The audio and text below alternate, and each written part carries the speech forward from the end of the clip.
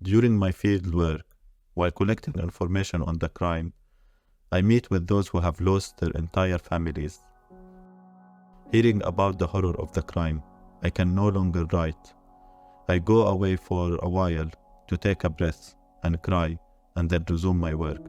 We are unable to shower or wash, as water in the strip is incredibly scarce. We mostly eat vegetables.